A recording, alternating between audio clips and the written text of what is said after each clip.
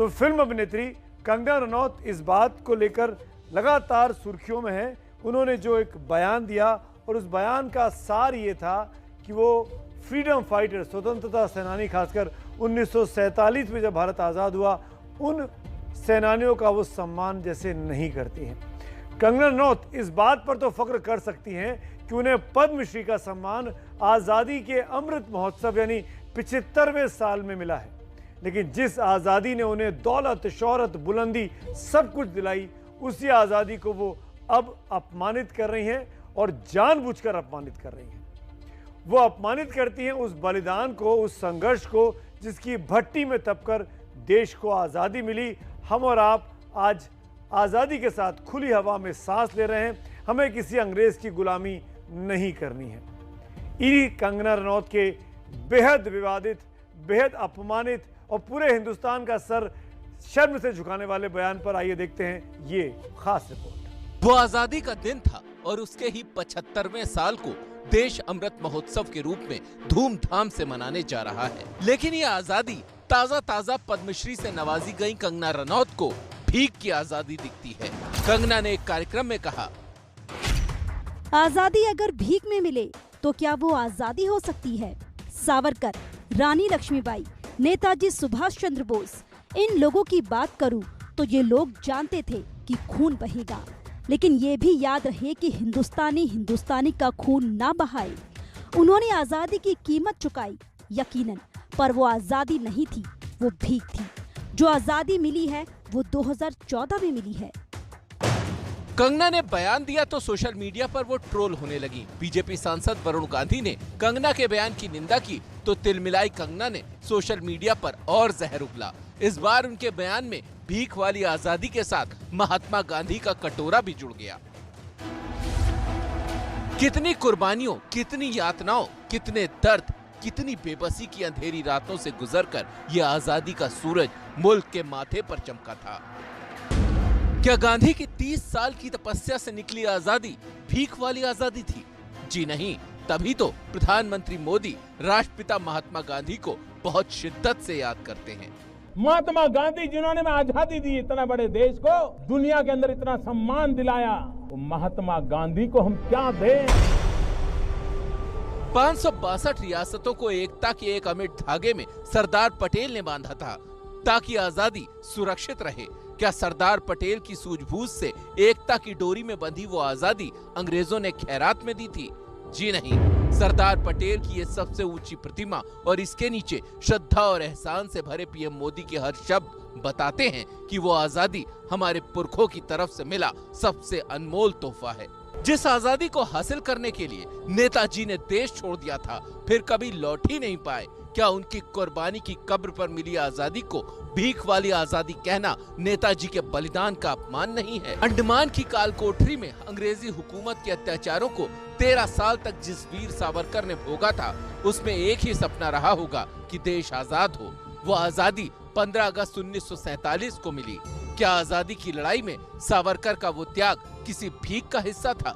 जी नहीं। जिसे कंगना भीख वाली आजादी कहती हैं, उस आजादी ने हमें संविधान दिया और उस संविधान को बनाने में श्यामा प्रसाद मुखर्जी का भी हाथ था। बंगाल के उस लाल की सूझबूझ क्या भीख में मिली आजादी को बचाने के लिए थी?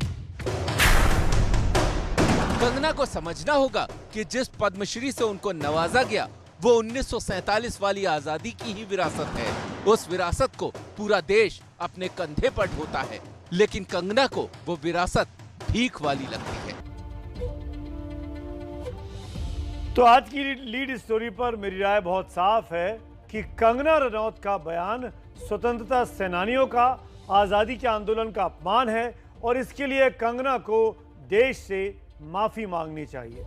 अगर आप मेरी इस राय से सहमत हैं तो मोबाइल नंबर 7823944001 पर मिस कॉल दें और अगर असहमत हैं तो मोबाइल नंबर 7823944002 पर मिस कॉल दे सकते हैं। इस पूरे शो के दौरान हमारा ये ओपिनियन पोल, हमारा ये मिस कॉल का नंबर आपके सामने स्क्रीन पर फ्लैश होगा। आपकी मिस कॉल का हमें इंतजार रहेगा। रोज हजारों की संख्या में आप लोग इस पोल में हिस्सा लेते हैं, उससे हमको देश का मिजाज और मूड भी पता लगता है। आज क्योंकि स्वतंत्रता सेनानियों का अपमान हुआ है, इसीलिए मैं आपकी राय जानने का बहुत ज़्यादा इच्छुक हूँ। जानना चाहता हूँ कि क्या कंगना रनौत, जो कि मेरी राय है, कंगना रनौत को देश से माफी मांगनी चाहिए। आप कितना मुझसे सहमत होते हैं? शो के आखिर में फाइनल रिजल्ट भी आपको जरूर दिखाएंगे। अपनी आजादी को भीख वाली आजादी बताने से पहले मुझे लगता है कि कंगना रनौत को गांधी जी का एक कथन जरूर याद करना चाहिए। 25 मई 1921 को गांधी जी ने यंग इंडिया में क्या लिखा था? वो लिखते हैं, मैंने ये कहने की ढिठाई की है कि स्वराज हमें भगवान भी नहीं दे सकते, ये तो हमें स्वयं अर्जित करना होगा। स्वराज की प्रकृति ही ऐसी है कि वो किसी के देने की चीज नहीं है। गांधी में एक जिद थी, साहस था, जो उनके सत्य और अहिंसा से ही निकला हुआ था। इसीलिए गांधी के रास्ते पर चलकर कई देशों ने बाद में आजादी हासिल की और कई नेताओं ने गांधी को अपना मेंटोर माना, मार्गदर्शक माना। अमेरिका के श्वेत नेता मार्टिन लूथर किंग ने एक बार महात्मा गांधी की आत्मकथा पढ़ ली तो फिर गांधी के रास्ते पर ही वो चल पड़े। गांधी की तरह उन्होंने असहयोग आंदोलन और सत्याग्रह किया ताकि अमेरिका में ब्लैक लोगों को सम्मान की जिंदगी मिल सके। महान वैज्ञानिक अल्बर्ट आइंस्टीन गांधी से इतने प्रभावित थे कि गांधी के बारे में कहा था कि हमारी आने वाली पीढ़ियां बहुत मुश्किल से यकीन करेंगी कि हार्ड मास का एक ऐसा प्राणी कभी इस धरती पर चला भी था। जब गांधी की हत्या कर दी गई तो अंग्रेजों के महान साहित्यकार जॉर्ज बर्नार्ड शॉ ने बेहद अफसोस और पीड़ा के साथ कहा था कि जरूरत से ज्यादा नेक आदमी का यही हाल होता है। जॉर्ज बर्नार्ड शॉ से एक बार पत्रकारों ने पूछा कि गांधी की आप पर क्या छाप है। शॉ ने जवाब में सवाल पूछा कि हिमालय की किसी पर क्या छाप होती है। दक्षिण अफ्रीका गांधी की पहली कर्मभूमि थी। जब नेल्सन मंडेला ने वहां रंगभेद के खिलाफ लड़ाई शुरू की थी तो अपनी धरती पर गांधी की विरासत को ही उन्होंने आगे बढ़ाया। म्यांमार में आंग सान सू की ने गांधी से प्रेरित होकर लोकतंत्र के लिए आंदोलन को आगे बढ़ाया। उन्होंने 2012 में न्यूयॉर्क के कोलंबिया यूनिवर्सिटी में कहा था कि मेरे जीवन में प्रमुख प्रभावों में एक महात्मा गांधी का है। 2009 में अमेरिका के तत्कालीन राष्ट्रपति बराक ओबामा से जब पूछा गया कि अगर किसी मृत या जीवित व्यक्ति के साथ वो डिनर करना चाहेंगे तो वो किसके साथ होगा, ओबामा ने कहा, मुझे लगता है कि वो सिर्फ गांधी ही हो सकते हैं क्योंकि वही मेरे असली हीरो हैं। भारत में नेताजी सुभाष चंद्र बोस जी से कई मुद्दों पर असहमत होते थे, लेकिन जब गांधी जी ने भारत छोड़ो आंदोलन शुरू किया तो नेताजी ने गांधी को राष्ट्रपिता कहकर अपना सलाम भेजा था। गांधी से दुनिया बेहद प्रभावित थी और है भी, और कूटनीति वाली दुनिया तो उनसे डरी हुई भी थी। इसीलिए उनका नाम नोबेल पुरस्कार के लिए 1, 2 नहीं 5 बार नॉमिनेट किया गया, लेकिन नोबेल नहीं दिया गया। बाद में इसी नोबेल कमेटी ने महात्मा गांधी को यह सम्मान नहीं देने पर खेद जताया था, सार्वजनिक तौर पर। अमेरिका ने गांधी को अपना सबसे बड़ा नागरिक सम्मान कांग्रेशनल गोल्ड मेडल देने का प्रस्ताव पास किया है। और यह सब इसलिए हुआ कि जब दुनिया नफरत और हिंसा से भरी थी, तब इस गांधी ने एक धोती और एक लकड़ी के सहारे शांति और अहिंसा के रास्ते पर चलकर आजादी इस दुनिया के बड़े मुल्क यानी भारत को दिलाई थी। क्या अब भी यह कोई कह सकता है कि जिस आजादी का महानायक महात्मा गांधी थे वो हमारी आजादी भीख में मिली आजादी है? आई होप कि कंगना रनौत इस प्रोग्राम को आज देख रही होंगी, और नहीं देख रही होंगी तो यह वीडियो उन तक जरूर पहुंचेगा। कंगना रनौत ने कहा कि असली आजादी 2014 में मिली थी। 2014 की अपनी बहुत अहमियत है। 30 साल बाद देश को पूर्ण बहुमत वाली सरकार नरेंद्र मोदी की अगुवाई में मिली थी। प्रधानमंत्री नरेंद्र मोदी का जादू पूरे देश के सिर चढ़कर बोल रहा था। वो लोकतंत्र की एक शानदार जीत थी और हम सब उसको सलाम करते हैं। 2014 में देश ने जो जनादेश दिया उसका सम्मान बिल्कुल होना चाहिए, लेकिन इसका मतलब ये नहीं है कि 1947 को मिली आजादी का अपमान करने का अधिकार कंगना रनौत को मिल जाता है। वास्तव में दुनिया के सबसे बड़े लोकतंत्र की आजादी को भीख की आजादी कहना न सिर्फ बेहद दुर्भाग्यपूर्ण है, बल्कि हमारे लाखों लाख स्वतंत्रता सेनानियों का अपमान है, घोर अपमान है। इसीलिए कंगना का बयान उस 18 साल के नौजवान खुदीराम बोस का अपमान है जिन्होंने 1908 में फांसी दे दी गई थी। यह बयान अशफाकुल्लाह खान का अपमान है जिन्हें 18 दिसंबर 1927 को फांसी दी गई थी।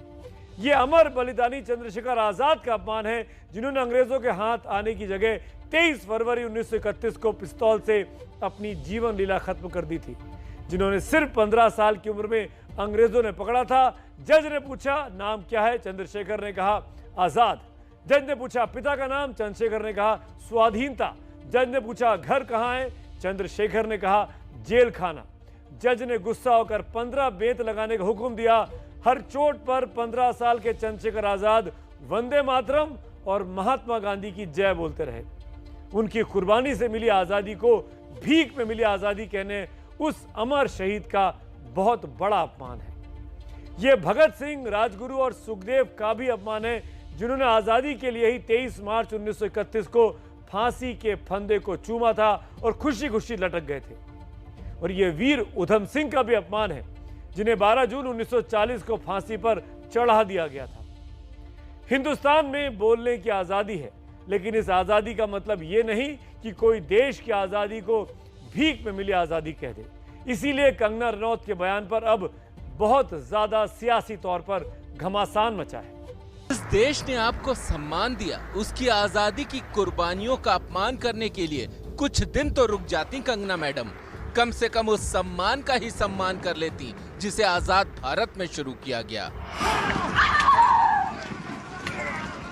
आजादी का महत्व क्या होता है, उसका संघर्ष कैसा होता है, वो ना तो लकड़ी के घोड़े पर बैठकर पता चलता है, न हाथ में नकली तलवार पकड़कर और न नकली सैनिकों पर झूठा वार कर। तो एहसास सीने पर गोलियां खाकर, कई दिनों तक भूखा रहकर, फांसी का फंदा चूमकर उस पर लटक जाने की हिम्मत दिखाने वालों को होता है। पर यह आप क्या जाने कंगना जी, आपने 12वीं तक पढ़ाई की है, लेकिन 12वीं क्लास तक इतिहास की किताबों में लिखे उन हरफों को ही ठीक से पढ़ लिया होता तो शायद उन स्वतंत्रता सेनानियों के संघर्ष का एहसास आपको होता। अगर आजादी भीख में मिली होती तो आप सिर उठाकर वीरांगना लक्ष्मीबाई का किरदार न निभा रही होती, उससे करोड़ों की कमाई न कर रही होती, राष्ट्रीय पुरस्कार न बटोर रही होती, न ही मनाली में हाथ में गिलास पकड़कर छुट्टियां मनाने की प्लानिंग कर रही होती। इतिहासकार बनने से पहले इतिहास का ज्ञान जरूरी होता है। सिर्फ हिंदुस्तान का नहीं, दुनिया के किसी मुल्क का इतिहास उठाकर देखिए, आजादी कभी भीख में नहीं मिलती, बल्कि उसकी कीमत चुकानी पड़ती है। खून से, बलिदानों से, संघर्ष से, और हिंदुस्तान ने ये कीमत चुकाई है और हर हिंदुस्तानी को अपनी आजादी पर गर्व है। आजादी पर सवाल उठता है तो फिर उसके खिलाफ आवाजें भी उठती हैं। तस्वीरें गाजियाबाद और पुणे की हैं, जहां आम आदमी पार्टी और एनसीपी ने कंगना के खिलाफ प्रदर्शन किया। गाजियाबाद में आप कार्यकर्ताओं ने कंगना के खिलाफ देशद्रोह का मुकदमा दर्ज करने की मांग की है। उन्होंने हमारे देश के जो शहीद हुए, जिन्होंने इस देश को आज़ाद दिलाने के लिए अपने बलिदान दिया, उनका अपमान किया है। मध्य प्रदेश के इंदौर में कंगना का पुतला जलाया गया। स्वतंत्रता सेनानी संगठन ने प्रदर्शन किया। वो कंगना रनौत जैसी महिला, तथाकथित महिला जिसकी हम दिल से भर्त्सना करते हैं, वो कह रही है कि आजादी भीख मांगने से मिली। तो जोधपुर में महिला कांग्रेस की कार्यकर्ताओं ने प्रदर्शन किया और पुलिस में कंगना की शिकायत दर्ज करवाई। गांधी, पटेल, नेहरू, सुभाष, भगत सिंह, चंद्रशेखर आजाद, रानी लक्ष्मीबाई, मंगल पांडे, अशफाक उल्लाह खां, बिस्मिल और वो लाखों अनजान नाम जिन्होंने अंग्रेजों के खिलाफ झंडा बुलंद किया और देश को आजादी दिलाई। देश आज उन्हें सलाम कर रहा है और आजादी का अमृत महोत्सव मना रहा है। कंगना भीख वाली इस आजादी में पद्मश्री का सम्मान तो ले रही हैं, लेकिन आजादी का अमृत महोत्सव वो शायद 68 साल बाद मनाएंगी, क्योंकि उनकी आजादी तो 2014 में शुरू हुई है। आप में से बहुत से लोगों को एक चीज कंगना के बारे में शायद ना पता हो, मैं बता देता हूँ। कंगना रनौत के परदादा कांग्रेस पार्टी की तरफ से विधायक रहे। उन्होंने आजादी की लड़ाई भी देखी थी, लेकिन परदादा से परपोती तक आते आते आजादी की परिभाषा और इतिहास बदल गया है। दरअसल कंगना को कंट्रोवर्सीज बहुत ज्यादा पसंद है। इसी साल बंगाल चुनाव के दौरान कंगना ने एक ट्वीट किया कि प्रधानमंत्री मोदी को 2000 के दशक के शुरुआती दिनों वाला विराट रूप दिखाना चाहिए ताकि ममता बनर्जी को काबू में लाया जा सके। इस बयान के लिए ट्विटर ने कंगना का अकाउंट स्थायी रूप से सस्पेंड कर दिया था। पिछले साल सुशांत सिंह मामले में कंगना कूदी तो उनका झगड़ा शिवसेना तक से हो गया। उन्होंने मुंबई की तुलना पाकिस्तानी कब्जे वाले कश्मीर से कर दी थी। शिवसेना से उस लड़ाई में उनके दफ्तर पर बीएमसी का बुलडोजर चला था, आपको याद होगा। इसी साल किसान आंदोलन जब तेज हुआ तो कंगना ने किसानों को आतंकवादी कहा था। बॉलीवुड में भाई भतीजावाद का आरोप वो लगा चुकी हैं और उसी कड़ी में स्वरा भास्कर और तापसी पन्नू को बी ग्रेड फिल्मों की हीरोइन बोल चुकी है। अभिनेता ऋतिक रोशन और शेखर सुमन के बेटे अध्ययन सुमन से उनका पहले प्यार हुआ और फिर जंग हुई। वैसे ही जब वो मुंबई में आई थी तो अपने से 22 साल बड़े आदित्य पंचोली के साथ उनका अफेयर खूब चर्चा में रहा। उनके साथ शायद लिव इन में भी रही, जैसा बताया जाता है फिल्मी मैगजीनों में, लेकिन बाद में पंचोली पर मारपीट का उन्होंने आरोप लगाया था। कंगना रनौत की निजी जिंदगी उनका अपना हिस्सा है, लेकिन देश की आज़ादी को लेकर उनका बयान ने राजनीतिक आग को सुलगा कर रख दिया है। देखिए हमारी यह खास रिपोर्ट। 45 में आजादी भीख में मिली, असली आजादी 2014 में मिली। ये बात कह के कंगना रनौत ने सियासत की रग पर हाथ रख दिया और कंगना के बहाने बीजेपी पर सियासी तीर चलने शुरू हो गए। वो लोग जो अंग्रेज के पिट्ठू थे वो आजादी के स्वतंत्रता संग्राम को भीख ही मानते हैं। प्रधानमंत्री को जवाब देना चाहिए अपने चेलों से, अपनी चहेती अभिनेत्रियों से, गांधी से लेकर देश की आजादी के हर स्वतंत्रता संग्राम के सेनानी का अपमान करवाकर उन्हें क्या हासिल होगा। कांग्रेस ने कंगना के बहाने पुराना तीर हवा में फिर उछाल दिया। कंगना ने बीजेपी की मुश्किल बढ़ा दी है। जिस सरकार ने कंगना को पद्मश्री से नवाजा, वही सरकार आजादी का अमृत महोत्सव भी मना रही है। ये बात कंगना भूल गई। उस सरकार के मुखिया के मन में गांधी के लिए क्या भावनाएं हैं, ये वो बार बार जाहिर करते रहे हैं, लेकिन कंगना को ये मर्म समझ नहीं आया। चाटुकारिता की सारी सीमाएं वो बिना ये सोचे समझे लांग गईं कि उनके बयान से उठी चिंगारी सियासत की आग बन जाएगी और उसमें भाषा की मर्यादा भी टूट जाएगी। करोड़ों देशवासियों की भावनाओं को आहत किया गया है, उन पे मुकदमा दर्ज करके गिरफ्तारी की जाए। और मुझे लगता है जो महिला मनाला क्रीम लेती रहती हैं, लगता है मनाला क्रीम का ओवरडोज हो गया, इस तरह से उलझुल बातें कर रही हैं। भारतीय जनता पार्टी की ये कोशिश है, लगातार ये प्रयास है कि देश के इतिहास को तोड़ ममोड़ कर पेश किया जाए, इतिहास को बदलने की बात का वो करते रहे। किसान आंदोलन के खिलाफ कंगना सोशल मीडिया में बहुत एक्टिव थी। अब बारी राकेश टिकैत की थी। तो ये जो शहीद हुए उस टाइम पे उनका अपमान है, इस तरह के बयान नहीं देना चाहिए, इतिहास पढ़ देना चाहिए उनको। कंगना के बयान से बीजेपी विपक्ष के निशाने पर है और संघ परिवार दो फाड़।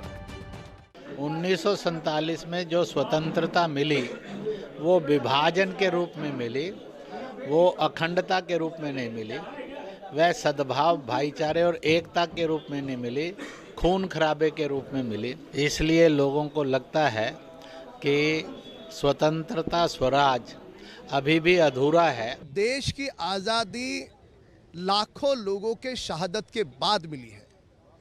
इसके लिए जिस व्यक्ति विशेष की वो बात कर रहे हैं, उस बयान का कतई समर्थन नहीं हो सकता। बॉलीवुड में भी कंगना को लेकर दो तरह के विचार हैं। कुछ लोग उनके समर्थन में हैं, तो कुछ इसे महज पब्लिसिटी स्टंट बता रहे हैं। As an actress that is what she wants, because publicity मिलती है फोकट में, और नेक्स्ट फिल्म पे जब आती है तो सब देखना चाहते हैं ना। मोदी जी की सरकार के आने के बाद हम यानी ख़ास तौर पर इस देश की जो मेजॉरिटी है हिंदूज़, हम पहले से ज़्यादा अपने धर्म का पालन करने लगे हैं। मुझे लगता है कि जिस कॉन्टेक्स्ट में उन्होंने कहा, शायद उस कॉन्टेक्स्ट का जिक्र नहीं हो रहा है। बड़े बूढ़े कह गए हैं कि बोलने से पहले 100 बार सोचिए, क्योंकि जुबान से निकला शब्द वापस नहीं आता। लेकिन शायद कंगना दूसरे फॉर्मूले पर चल रही हैं।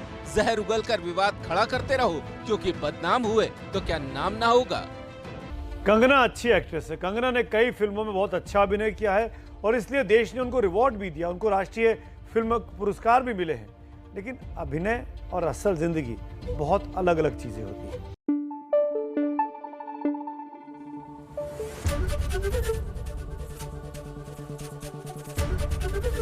एबीपी न्यूज आपको रखे आगे।